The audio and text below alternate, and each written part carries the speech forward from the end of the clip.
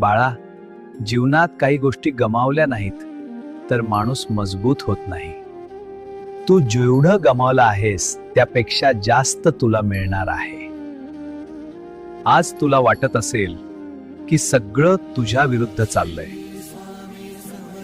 पण लक्षात ठेव, देव मेहनत कधी वाया जाऊ देत नाही. फक्त संयम ठेव आणि स्वतःवर विश्वास ठेव.